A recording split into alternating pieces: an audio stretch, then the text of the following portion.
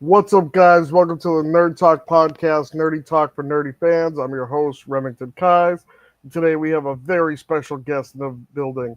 We got the director and producer of a fan project that I really love, Tyler Ostonal. He's working he's working on a Megaforce story, and I don't know if anybody's heard of Megaforce, but it's the 20th anniversary of Power Rangers, and it's not a beloved season by by a lot of people. A lot of Power Rangers fans hate it, but I think, me for myself, my own opinion, I love lots of parts about Megaforce, and I like sort of concepts that are in there. So if we're gonna have somebody to go back and try to like reimagine a widely criticized season, there's a lot of creative depth and redemption potential to dig into.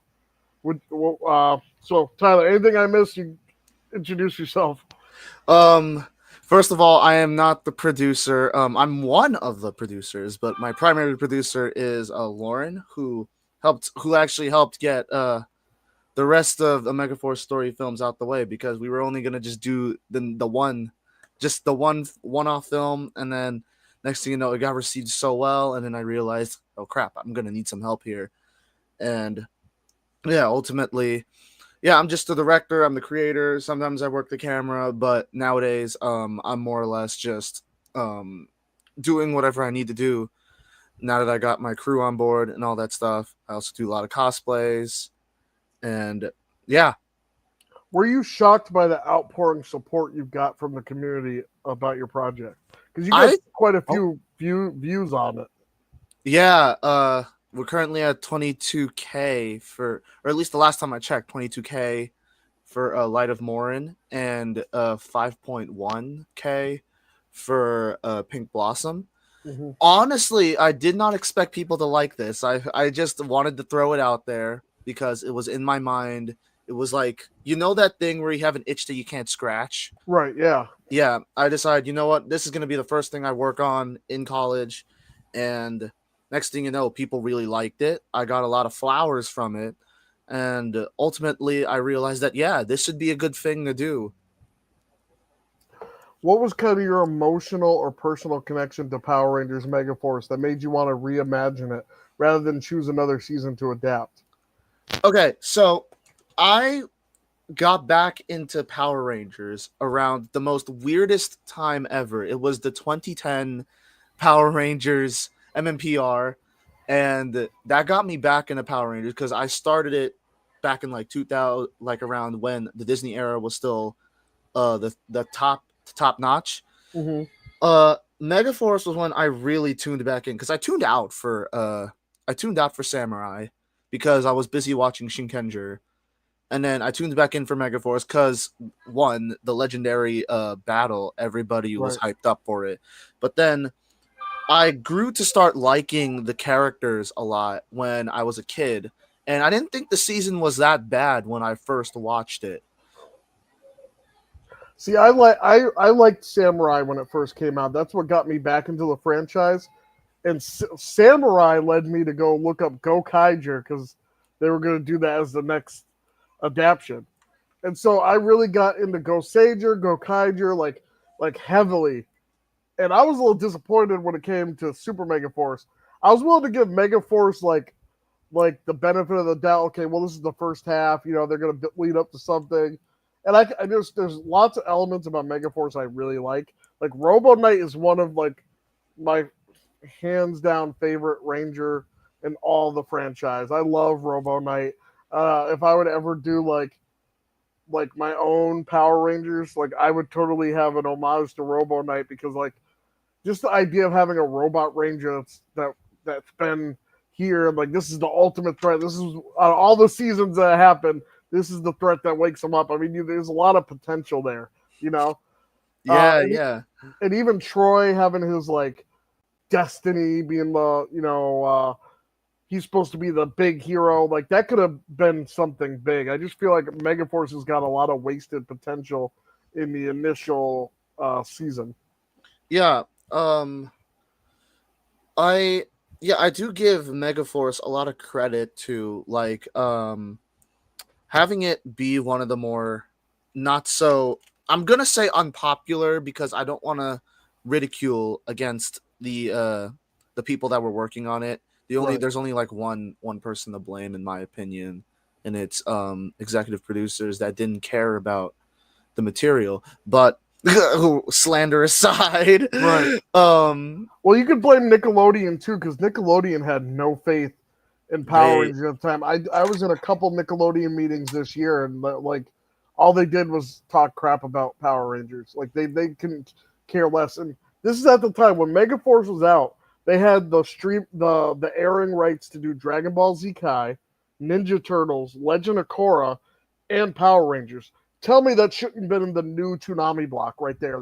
That right there could have really like done something. They had Digimon too, if I'm not mistaken. Digimon, Dragon Ball Z Kai, yeah, all those Yeah, stuff. Digimon. I do remember Digimon.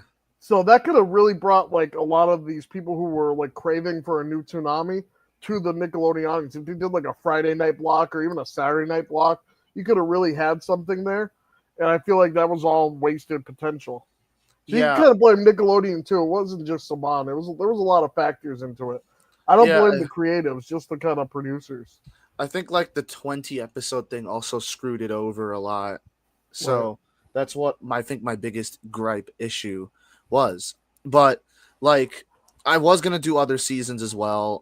Back to like the reimagining thing, because this whole thing was gonna initially be an MMPR long feature, but Mm-hmm. then I thought to myself, was like, everyone does MMPR a lot, and well, let's do something no one's going to expect. So then I looked through the seasons, and then I remembered, and then I actually stumbled across this DVD Oh of yeah. Power Rangers Megaforce, because I used to do a lot of random edits Mm-hmm. to make it look like there were team ups and everything. I'd extract audio, but then I looked at it. I was like, you know what? Yeah, challenge accepted. Let's do a season that is unpopular among fans. And here where we are.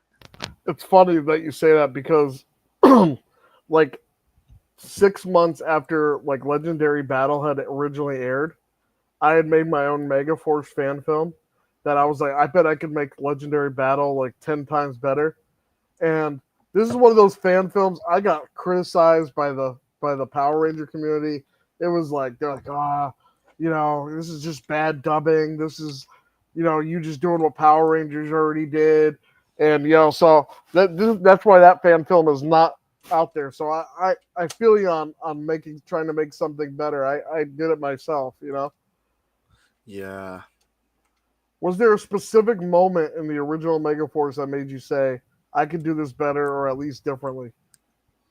Can I say the whole show? No, I'm kidding. I'm kidding.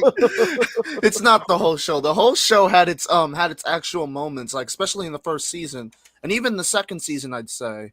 Even though the second season is probably highly disregarded, but if I had to pick like a specific scene or like a specific moment, I'd I have to say like the first episode, to be honest with you, the first ever episode, because that's, to me, I saw that as like the smoking gun. Mm-hmm. And while, yeah, for what it's worth, it brought back people to the franchise. But the thing was is that you could tell that it was trying way too hard to bring back that 90s nostalgia that Day of the Dumpster once had. And here's the thing, Day of the Dumpster was a decent I'd say it was a decent pilot. Yeah. It was very comical. I will say Mm-hmm. that. It was very comical, but for what it worked in the 90s, because the 90s was all about flashy colors and everything. Like if you like go back to like the 70s and 80s and the 90s, it was all about synthwave, all about pop, disco, and all that stuff. Over in like 2013, 21st century, all that stuff, you could tell that design wise things have died down a little bit. What worked then might not always work now. And I feel like to make a good show, the pilot first needs to be seen as our first impression, you Right. know? First impressions are everything. How do you balance honoring the source material while completely redefining its tone, characters, arcs, or logic? So there are, I'd say I'd be going back for three different source materials to work with. We had we had the original Megaforce, then we had Ghost Sager, and then we had Gokaiger. Now, when I did Light of Morin, I kind of went the Gokaiger route with Gia's character.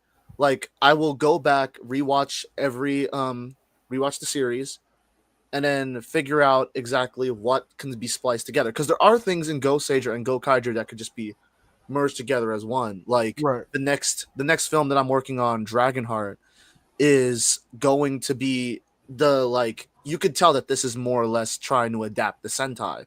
Right. Now, to honor it and balance it, I would say like how do I describe the thought process behind that? Because when I'm working with the team of writers, the first thing I would do is write the script myself and then have my writers go around and give me critiques on what works and what doesn't.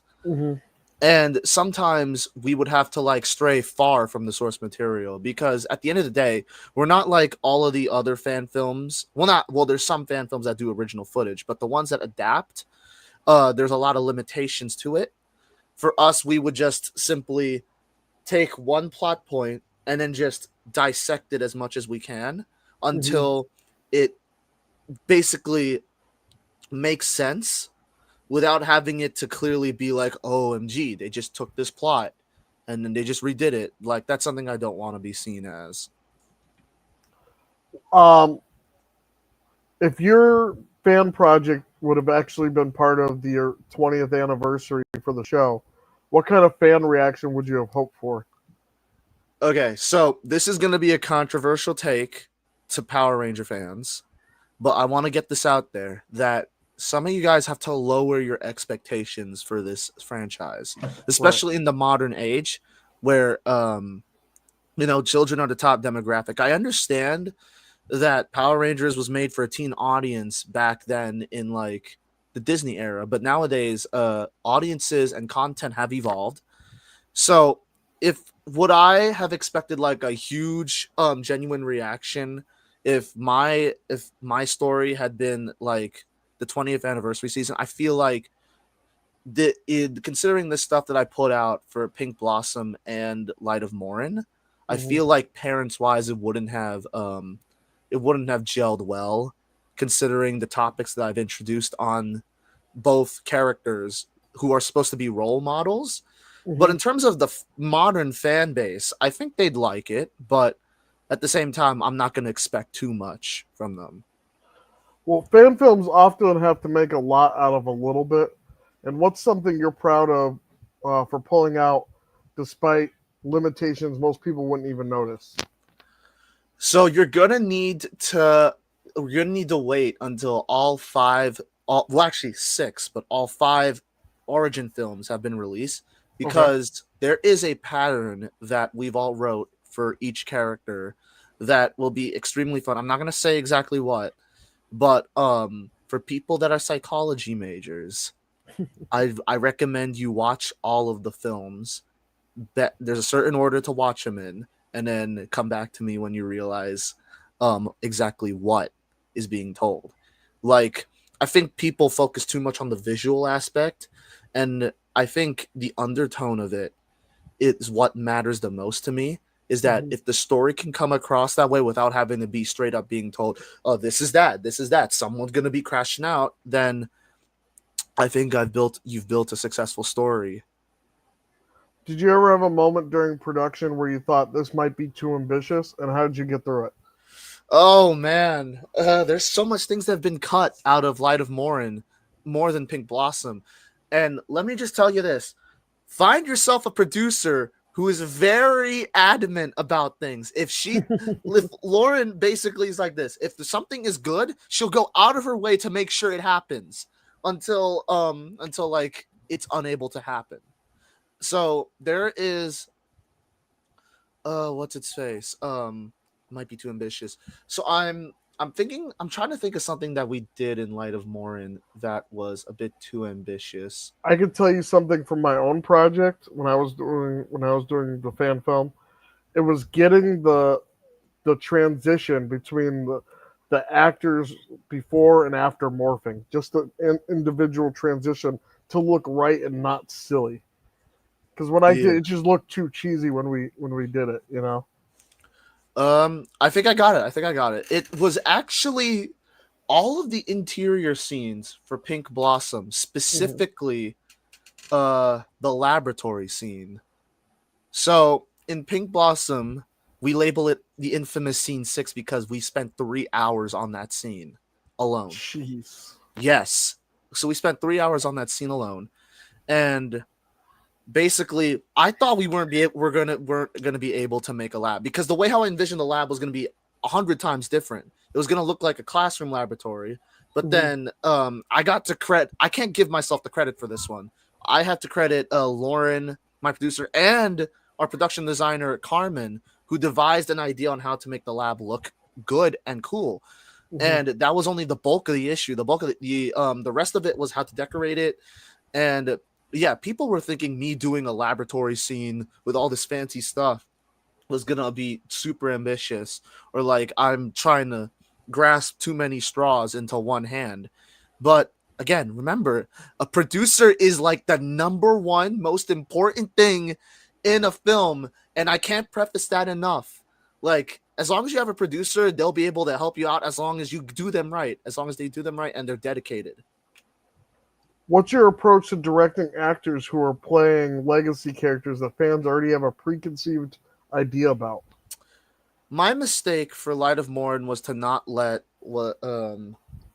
my actress look at the source material, because we are initially, my original producer before Lauren, Jacob, initially wanted her to do a more submissive performance, like she was more subtle. But I regret not giving her the material to work with. So in terms of directing the actors who played, like, for example, Lex, who played Emma in Pink Blossom, she was very direct heavy, or she kept asking for direction a lot, which is, I find, is cool.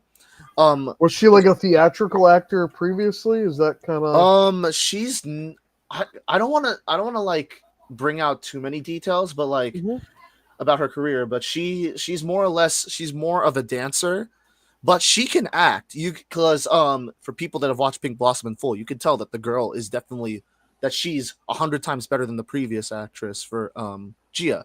But well, I used to dance, and you know, like dancers, like when they're practicing, need a lot of direction. So that makes sense that they would transition over to acting.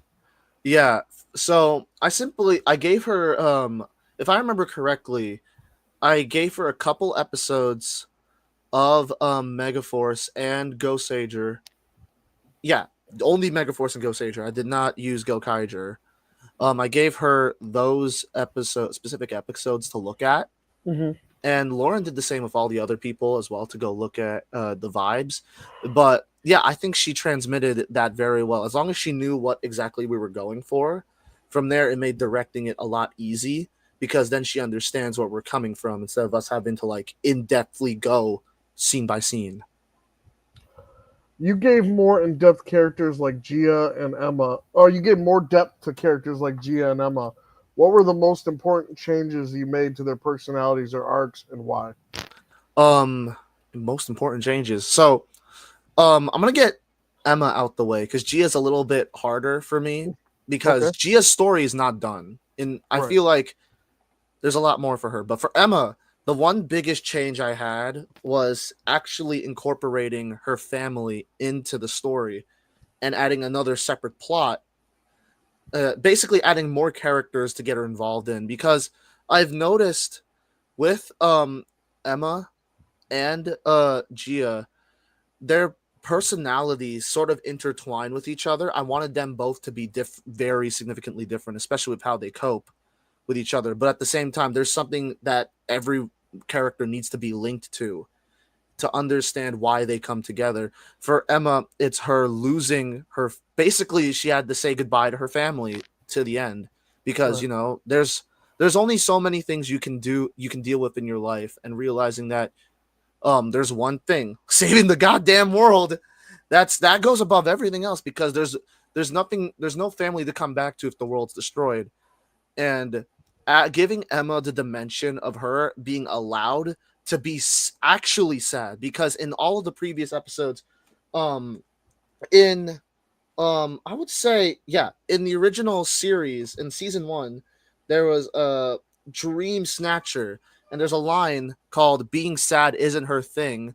I was like thinking, oh, and Rico the robot, Rico the robot. That's a Yep. very important episode, and that's actually what based a lot of what Emma's become now, Okay. giving Emma the option to be temporarily homeless, giving her a lot of this struggle, goes and builds on her character a lot more and makes her a little bit more resilient to a lot of things. Hence why in Megaforce she's so positive, because the only way you can look forward is up. She's been at the bottom.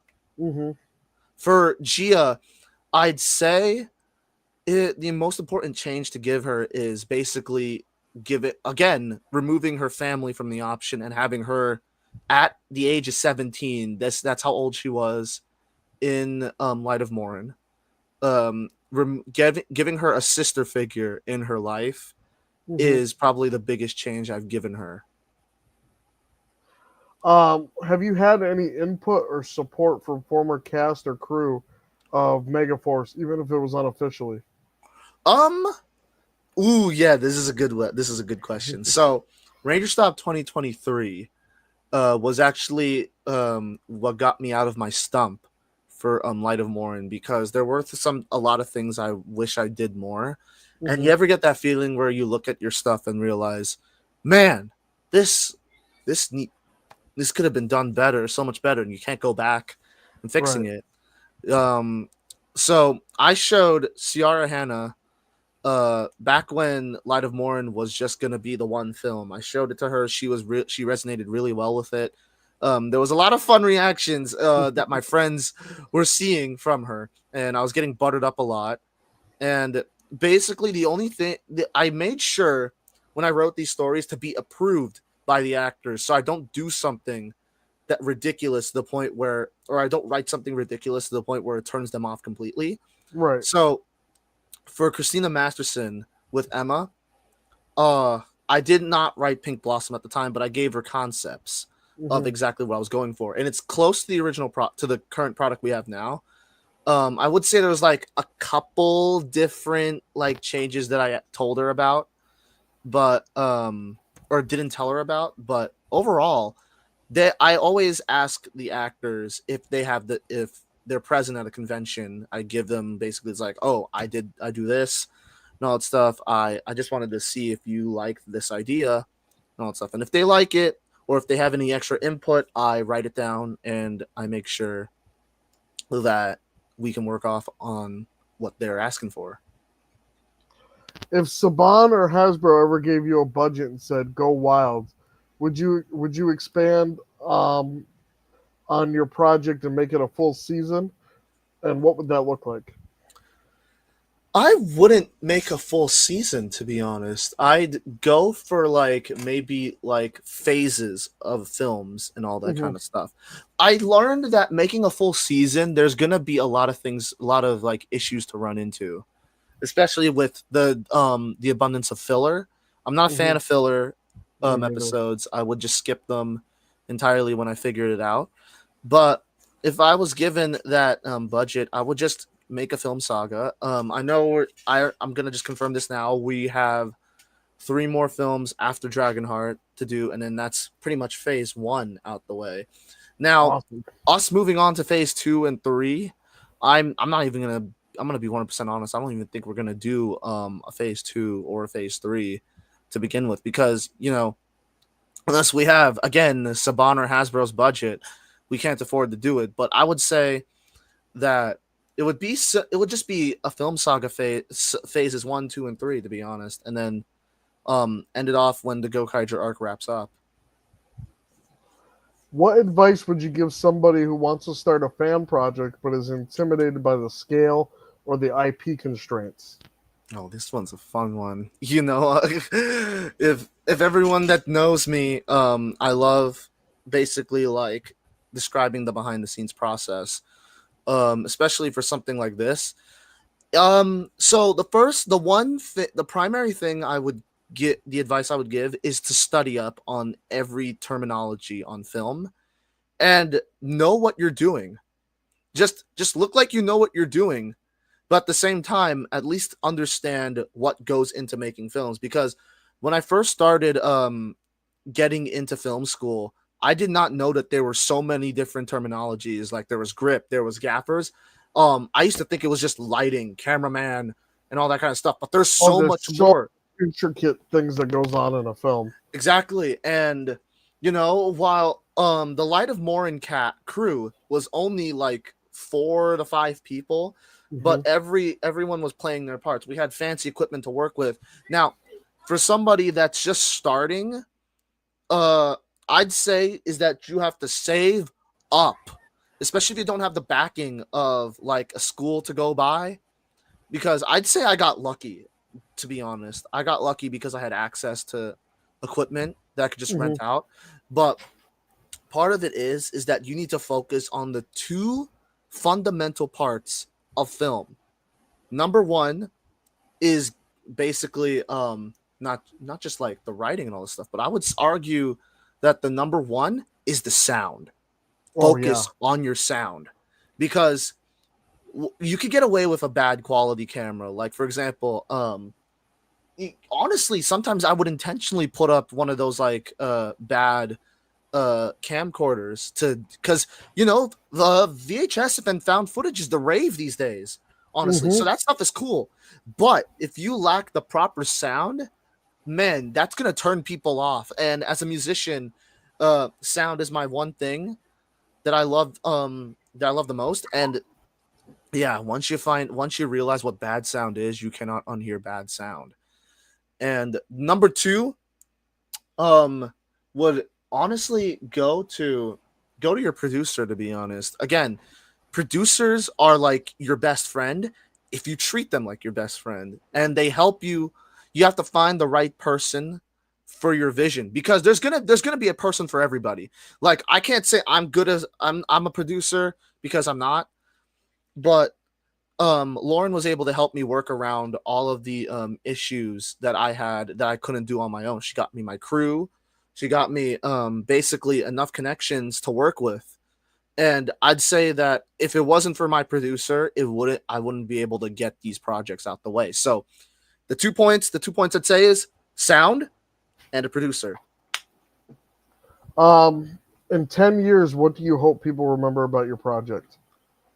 Um Dang, we haven't looked that far, to be honest. But if in 10 years, I just hope that people would treat Megaforce a little bit more nicely. I guess, to be honest, I don't care if it's like just looking back at the season itself, or looking back at my project. I just want to achieve, to wash out the just give a fresher look of what it could have been. How do you personally draw the line between fan service and strong storytelling? With you being a filmmaker and a fan yourself, where do you draw it? So I do have a couple people to keep me in line for this, because I will admit that Dragonheart is probably going to be more of a fan service kind of film, Hmm. to be honest. But uh, my VFX supervisor once told me that you have original footage, you're shooting original footage, so you could pretty much get away with anything you want to do. And I do like strong storytelling more, but in terms of where I would put fan service, so for Pink Blossom, it's primarily story based, so that's why Hmm. there's less fights and less screen time with the suit. But what you see in the background is what matters as well, because the way how a set is dressed, it gives it enough personality. Hmm. And people have already called out the hidden Common Rider belts buckles that are in the back in the lab, or the hidden pillow, Pink Ranger pillow, that was in the first ever morph sequence. Yeah, That is, I think, balanced enough fan service to where it doesn't assassinate the storytelling entirely. yeah, almost like little Easter eggs. Yeah. So you're currently going to school to be a filmmaker. Was there a moment during the creative process where you felt leveled up as a director? What sparked your growth? um you learn a lot when you're on. So I think the first thing you should always do is to get on a set first. Like, it Right. doesn't matter what you're skilled in. I started off as a PA, then I became a grip, and I love being a grip, by the way. Oh, More me than too. anything, grip is better because you get to be responsible for a lot of things, and you're still kept busy regardless, unlike all of the other stuff. But when you're working as a grip or a gaffer or even a boom op, I'd say those four, and including the PA, those four are like the best ways to keep yourself busy and also studying exactly what goes on behind the set. And everyone's directing style is different. So when I Right. did Light of Morin, I was still a very beginner director, and it shows for it. I think during the creative process of doing Pink Blossom is when I realized I'm doing something good, because I sent the script out to at least two other people that I trusted with, and they loved it. They loved exactly what I was trying to tell as a writer. And then when people saw me direct, they saw that the thing with directing is that you can't always just tell them exactly what you're doing, because that's not directing. That's more or less like telling them what's Right. going on. You also have to trust your actors in the situation, because I feel like that's where I feel like Megaforce fell on its face a little bit, is Hmm. where it definitely felt like they weren't acting, but more or less being told to basically do what they need to do or what Right. they're required to do. And I've heard that be vocal from some of the other actors, but you could tell that there were some ways that they were trying to incorporate ideas. Um, and of course, it's all about it's all about trusting. It's all about trust, and that's what I've realized that sparked my growth as a director and a writer and a storyteller, is that you have to trust everybody else around you with your Hmm. vision in order to grow, because as long as they're not growing, you won't grow either, because you'll be set in your ways. And that's really what it is. It's a team effort. It's not just a one man army, me, and all that stuff. How has making a Megaforce story changed how you watch or appreciate Power Rangers as a franchise? Huh. This is an interesting thing, because I'm assuming that this is supposed to be like a positive kind of question, but It can be honestly, positive or negative. honestly, so making a Megaforce story did get me more interested in the behind the scenes stuff of Power Hmm. Rangers more than the story, because you ever realize how much goes into it. Apparently Power Rangers was filmed with a red camera, um, and that's actually pretty cool to look at. And got an image of from one of the behind the scenes takes of exactly what the camera settings are. Hmm. So now I'm like, ooh, if I can get access to a proper camera, I could I could literally mirror the f stop, the ISO, and all that kind of stuff. Oh, that'd be Now, awesome. watching Power Rangers as a franchise, now looking back at it, it sort of makes me see that honestly fan films is what's really keeping the franchise afloat nowadays, because Right. there's no news coming out other than like the auction that just happened today, the live auction. But I think people had a point by saying Power Rangers is not dead, but more or less it's grasping onto the whatever it has left, or Right. trying to play damage control after how much money it's lost because of Hasbro's. I'm not gonna just blame Hasbro entirely for it, but it's like a I lot of think it's decisions. it started before Hasbro had bought it. It really Yeah, started with Beast Morphers and kind of been going downhill ever since. I feel like with the lack of faith from distributors is what is killing Power Rangers a little bit. And they Hmm. had it with Netflix. Netflix gave it a chance, but I don't know what the heck happened there. But it made me realize that fan films is what's keeping Power Rangers alive. And there's probably why people are working on them constantly. And it's resonated with me both positively and negatively, Hmm. viewing the franchise, because I feels like negatively because it makes you realize that the its parent company Hasbro, we're gonna say Hasbro because we don't know exactly where it's going to now, has lost its faith on it, in my opinion. But on a positive way, it's gotten me to develop myself as both a filmmaker and make more connections in not just Power Rangers community, but in the film industry as well. That was actually my next question. If the project has opened any unexpected doors for you, whether that's creatively or professionally, even if it's just in terms of introducing yourself to a new community or giving yourself confidence.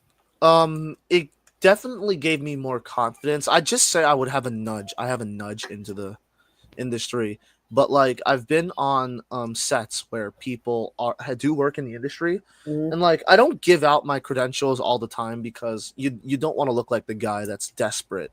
Right. That's what I've learned. But at the same time, people there are people that actually do respect the stuff I do, and especially the people up in the college that Lauren goes to, Sarah Lawrence. The Hmm. fact that there's so many people that do respect me over there compared to like Montclair, because Montclair they tried making sure that nobody would ever work for my fan films and all that kind of stuff. Really? Yeah, it's an interesting story. Uh, a lot of things go around. So I'm gonna just say this right now: things swirl around, and people will take it as fact. And until you get your truth out, until you get your truth out, uh, I don't know people anything about that. until you get your truth out, people will think a certain way of you. And the worst part is that I'm one that hasn't recuperated from it entirely. To be honest, I still have friends from there, but there's a reason why I don't let them into my sets because I don't want their reputation to be destroyed because of mine. Right. And that's why I go to SLC instead of Montclair to do the Megaforce Story films. Uh, Final question. What do you think is the biggest misconception people have about fan films, especially those who haven't made one themselves? Oh man, this one's a fun one to cook on. So, how do I start? The biggest misconception, and this is the first thing that I've realized, is that you cannot ever do this with one man. You'll have to do it with multiple people. Sometimes you might have to end up making it a 10-person crew. And believe me, I know what that feels like. But not just that, you can't just go into making fan films without the knowledge. That again, back to the previous question that I answered, you need to have the knowledge to know what you're doing. And you can't just rely on just doing it on the spur. One of the biggest pet peeves I have with people that want to do fan films is that they keep acting like they can do this on the cusp.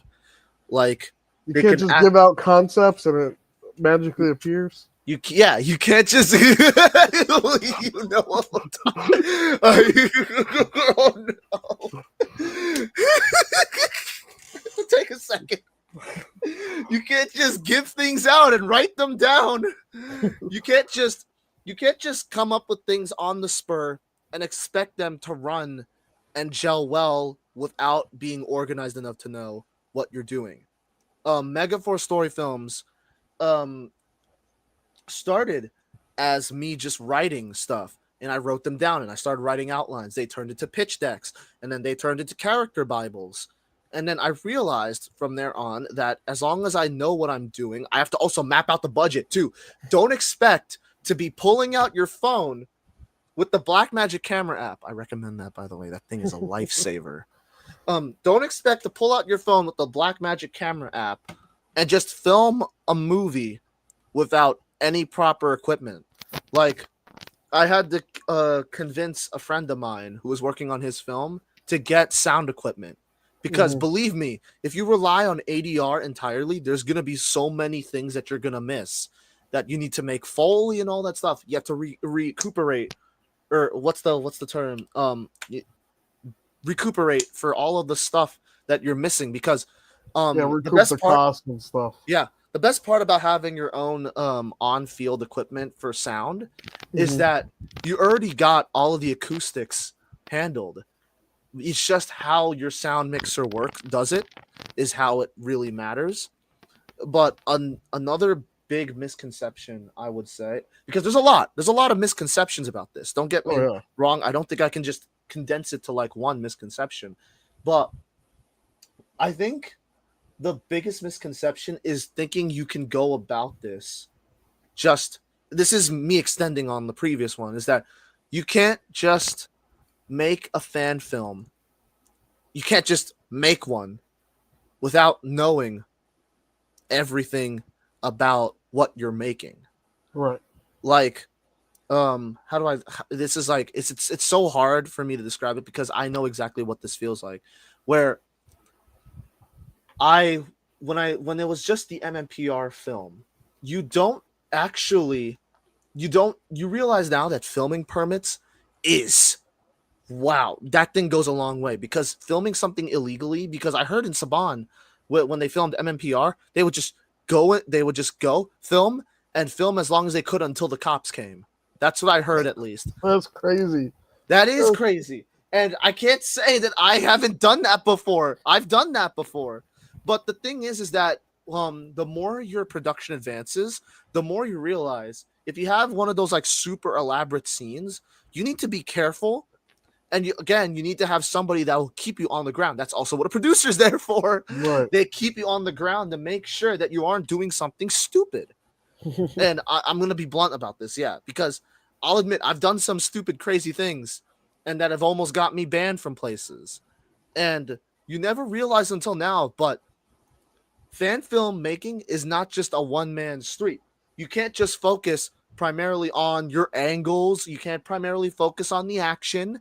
You need to make sure that every wheel is moving, or like the conveyor belt is moving smoothly. You can't just primarily focus on, let's focus on the fights. Focus on that, put all of our money towards it.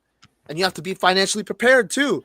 Because the Megaforce Story films are about $1,100 to make. Wow. Sometimes more, but mostly $1,100 to make.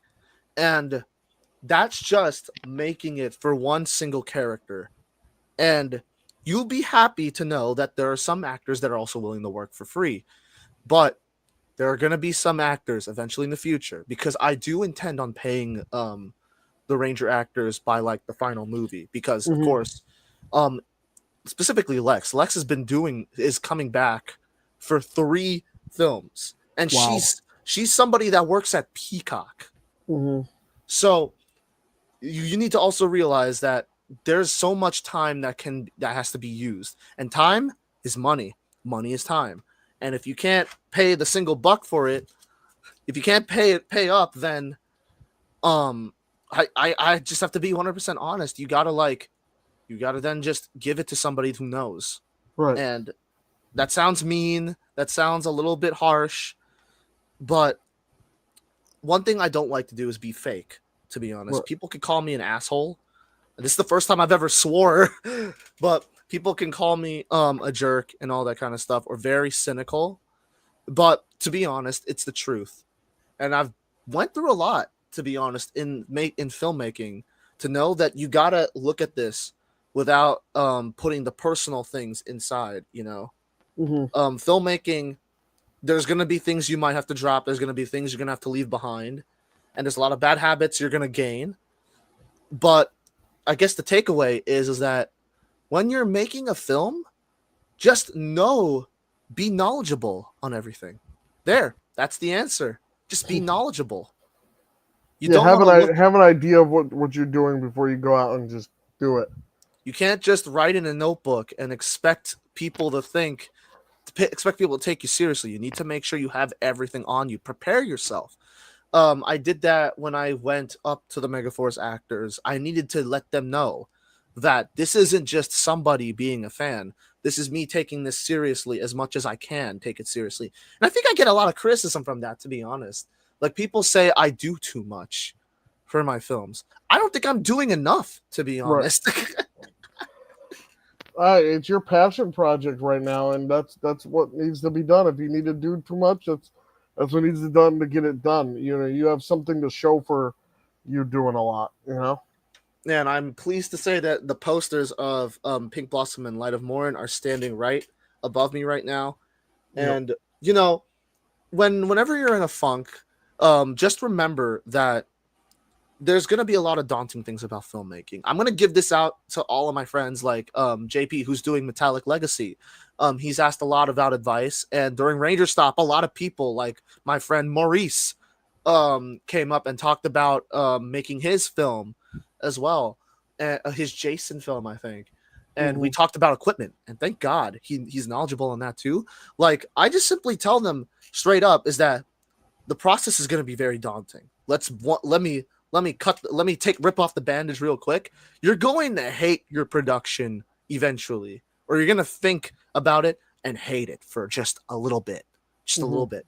But then when you look at your final product, like sometimes whenever I'm down, I look up at this and remember that you made some pretty good shit.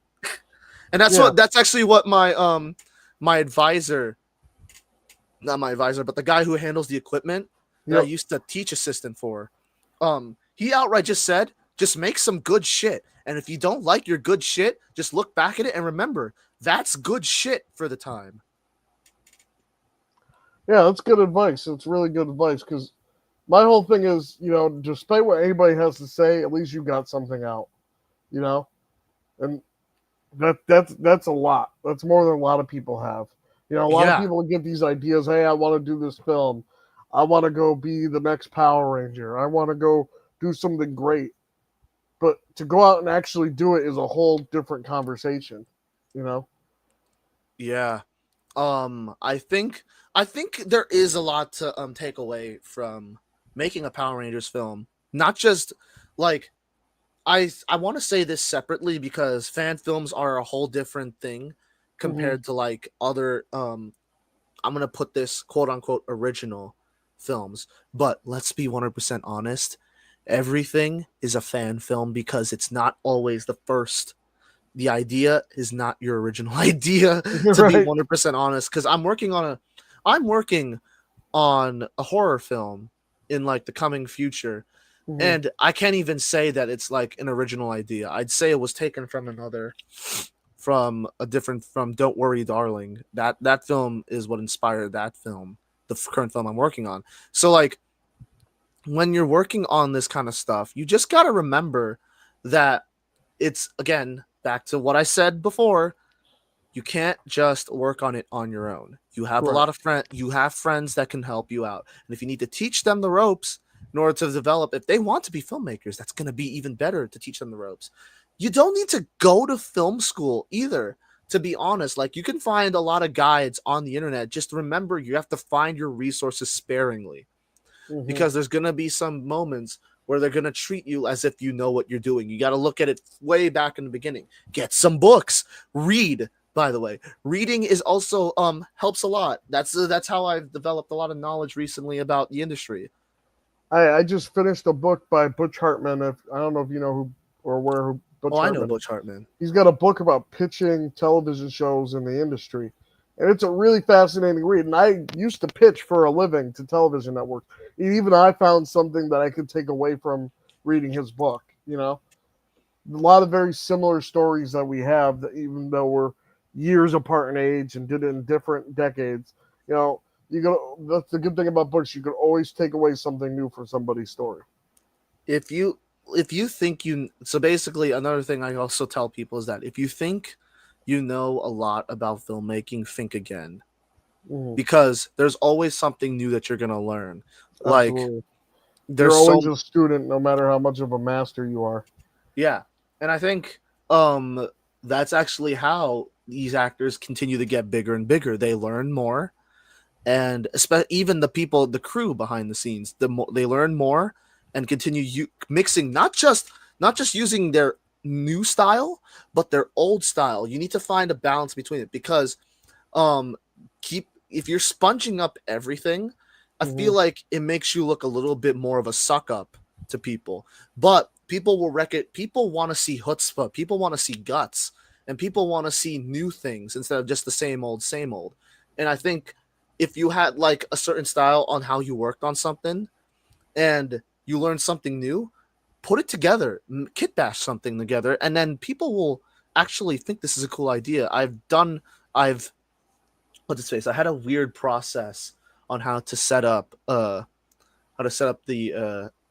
grip stands, and then on how to use lights. And I can't remember the exact thing because this was back when Light of Morin, and Light of Morin was like 2 years ago. So, but there was a method I did where I basically set up all the stands and placed them at every part of the scene that we need to put them in. And we simply had the cameraman work around it because another thing, shot list. You're gonna need that. Now my shot lists they don't often have the visual on it, so we were able to work around it, and we saved the grip department so much time and energy on setting things up prematurely in terms of where everything was already blocked. So basically, we pre-blocked everything before we could even block it. And while this is a bad habit, it worked a few times, but it made me balance it evenly now. The more I saw that it was a bad habit, but at the same time, it works when it needs to work. All right, so that's the end of our show. I appreciate you for coming on. Just kind of a final thing. Tell my fans where they can find the Megaforce project and they can find you on social media. So, the Instagram for A Megaforce Story Films is at A Megaforce Story Films on Instagram, and I think it's also the same on YouTube. And now I want you guys to donate to our next project, Dragonheart, A Megaforce Story. We recently just announced it. We changed up the Instagram and everything. The link is in our link tree on our Instagram, and it's also in the description of the recent videos. And it's going to be there until the Indiegogo ends. Let me just check the Indiegogo and how much time we have left. Oh no, I went on Pink Blossom. Whoops. So for Dragonheart, it is about we have how many days left? We have about 43 days left. 43 days left. So please help us get to our goal. And remember, again, this is also why you need to do crowdfunding as well. Just in case we don't have enough money, crowdfund and sell it. Sell it to everybody. Absolutely. All that will be linked in the video, in the description here on the video. You can find me on all social media under King Remdog or the Nerd Talk podcast. I'm everywhere, all social media, Blue Sky, X, YouTube, Facebook, Twitter, Instagram, whatever we got. Whatever new social media is out, I'm usually into it. So, yeah, check me out there, and definitely check out Tyler. He's got a great project going on. You're a Power Ranger fan. Definitely check it out. Leave a comment on his video and tell him you were sent here from Nerd Talk Podcast. All right. Thank you guys for watching. And until next time, I've been your host, Remington Keyes, signing out. Peace.